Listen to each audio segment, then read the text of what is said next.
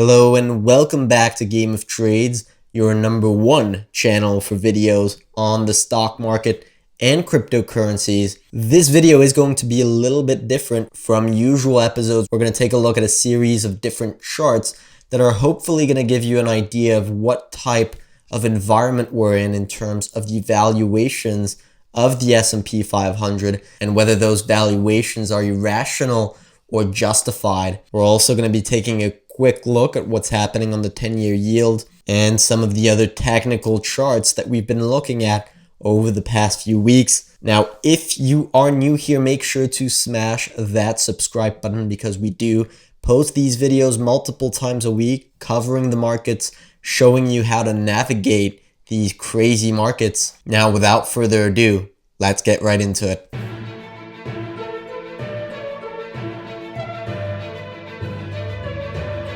So we're going to begin with a quick technical analysis of the S&P 500, still within a bullish structure, still with the same steepening type of trend that we have here, and with price remaining well within its bullish price channel, which acts as support and resistance. Now, the last couple of weeks of trading have been very low in volatility. Price has just been grinding up very slowly. We do have a little bit of divergence building here on the RSI. You can see price making higher highs along the way with the RSI coming down here. That's not a particularly bullish setup for the short term, right? If you're looking to enter long on the markets, I wouldn't be doing that at current levels with the RSI this low and price this high. But that's just the short term picture. Looking at that broader technical outlook, we're still within a healthy uptrend. And by the looks of it, with this current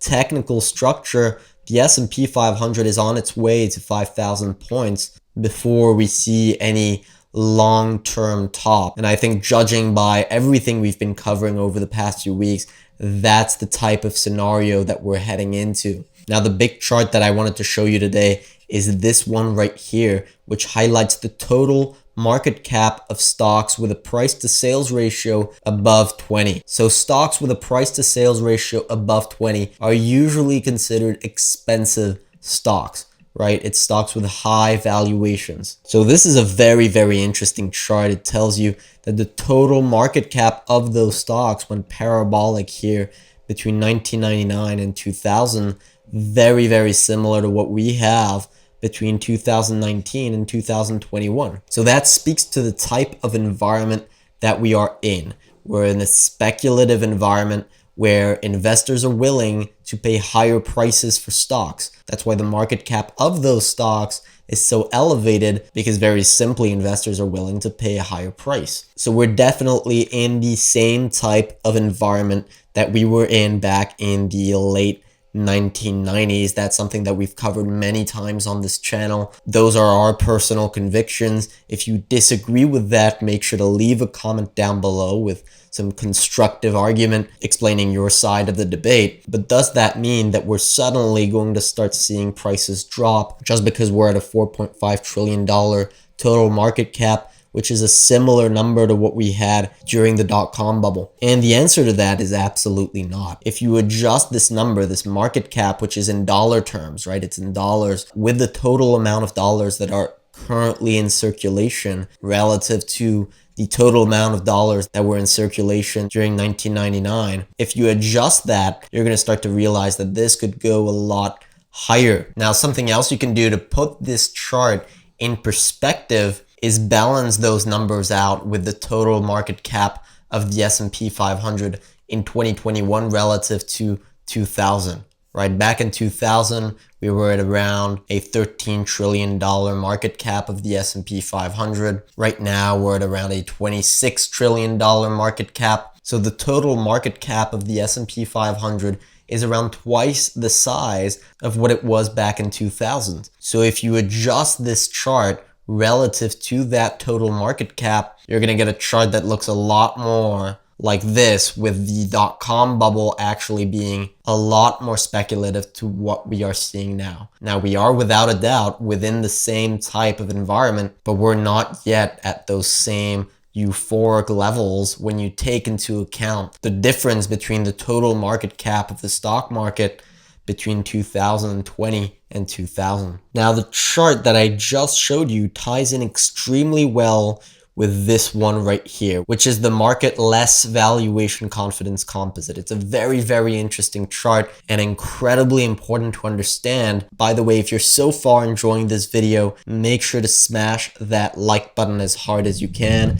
It helps our videos out massively, pushes them out to a wider audience, and gets this information out to more people. I do believe there's a huge number of new investors in the market here that entered during the pandemic, started to benefit from the current rally that we're seeing. And I think it's important for investors to take into account these data sets, to put everything that's happening in the markets right now and what's been happening over the past couple of years into perspective relative to history, because after all, that is incredibly important to do. So now this indicator right here is a perfect measure of market irrationality. So it's a measure of two different surveys, right?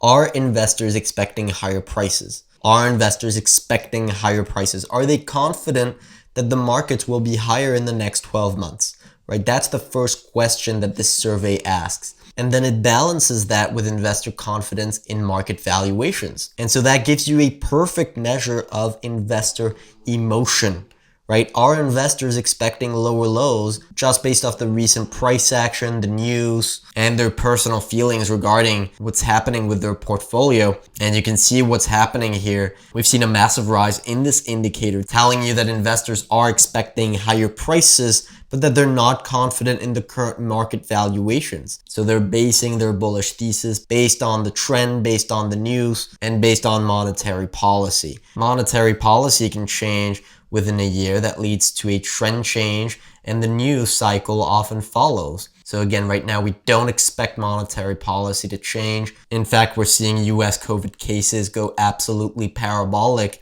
It's sad to say, but this is incredibly good news for equities, because the Federal Reserve is not going to start tapering until the number of cases begins to come back down. But again, this is just a chart that ties in with the first one that I showed you, just to give you an idea of what type of market we are in. We are in a speculative market, and I don't think anyone should fool themselves that this is a normal, healthy bull market that we're seeing right now. Now, just a quick advertisement for Interactive Brokers. If you're looking for a broker, make sure to check them out by clicking the link in the description below. They're a very low-cost broker with global access to stocks. They do have a great trading platform. We've tested it out, and they do enable traders to invest globally around the world, 135 different markets. This is one of the best times to be diversifying globally. So having a broker that lets you do that is absolutely essential. It's one of the most trusted platforms out there with a massive number of clients and a huge amount of capital. So again, don't hesitate to click the link down below to access their website. All right, now I wanted to focus on the 10-year yield just to give you guys an overview of what's happening and also answer a very interesting question that somebody asked in the comment section of the last video. But before I discuss that, I want to show you exactly what we're seeing right now on the charts. So this is going to give you a great idea of what's happening right now. This is the COVID-19 pandemic here, where we saw yields absolutely crash as all investors went straight into the bond market to seek safety during the pandemic. A lot of uncertainty, and that's when you see demand for bonds go up and yields get pressed down. So that's why there's often a correlation between yields and the stock market. When yields go down and bonds go up, that usually means stocks are going to be going down. And that also works the other way around. When you have periods of economic strength where the market is confident in the economy, you have yields rise while bonds are falling, and that tends to correspond to strong, broad equity rallies. So again, it's very, very important to understand where yields are going next. And I wanted to show you this chart right here just to put things into perspective. I had a lot of comments in the last video saying that yields were going to continue to crash down. And here I'm going to give you the counter argument for that, is that we're in a period of economic strength here, we're in a period of recovery from the pandemic. Now, that doesn't mean that we're going to see a long-term rise in interest rates with huge economic strength, but we're in a temporary boom here. Now, in the last video, we covered why we think that we're going to potentially be seeing a period of higher yields, or at least where we see the 10-year yield begin to rally. In fact, here we have a type of double bottom here with a higher low on the RSI. That's momentum divergence. That's a bullish technical development. We also have a breakout, so that's a nice bullish setup here on yields. We've recently had a strong NFP report. And if we take a look at earnings, we have the S&P 500 positive and negative earnings surprise index here, with the number of positive surprises being at all-time highs here and the number of negative surprises being incredibly low, very similar to where it was during 1998 and 1999. So that's the perfect environment to send yields higher. Let's take a look at what yields were doing between 1998 and 1999. Right here, they were incredibly strong. So while we don't think that we're going to be seeing a long-term rise of interest rates with consumer demand pushing prices higher and sending inflation rates higher, I don't think that's going to be happening. But I do think that we're still in a temporary economic boom and that we could see a temporary rise here in interest rates before coming back down into negative territory here. But somebody asked in the last video, why do we say that rising rates are good for the markets when we also say that low rates fuel higher valuations, right? Referring back to the chart that we looked at the beginning of the video with the price to sales over 20. A big part of what we're seeing right now with higher market valuations and indicators like the Wilshire 5000 to GDP ratio going parabolic, a lot of those indicators going off the charts is due to the low rate environment that enables corporations to borrow more money more easily, and investors have easier access to capital to funnel into the stock market. So, low rates, there's a lot of easy access to capital, a lot of money flowing around, raising asset prices. But that's from a long-term standpoint.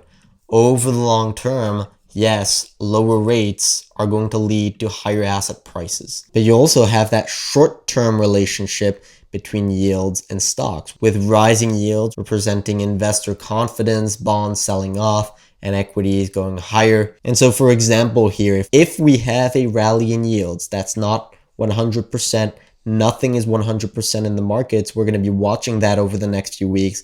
But if that happens, we're going to see a broad equity rally with sectors like the financial sector, industrials performing incredibly well, likely pushing the stock market to incredible valuations, pushing housing to incredible valuations. And that type of move in rates and that type of crash in bonds could potentially push the Federal Reserve to tapering a lot sooner than expected. And if that does happen, that's when you're going to start to see asset prices come back down along with rates. Now, also, if you haven't already, make sure to check out our website at gameoftrades.net. We recently posted an article covering the recent breakdown in gold, how we should approach it. Has anything changed in the technical picture, both short and longer term, and also a complete technical and sentiment analysis of crude oil. Now, that's about all I wanted to cover in this episode. I hope you guys enjoyed.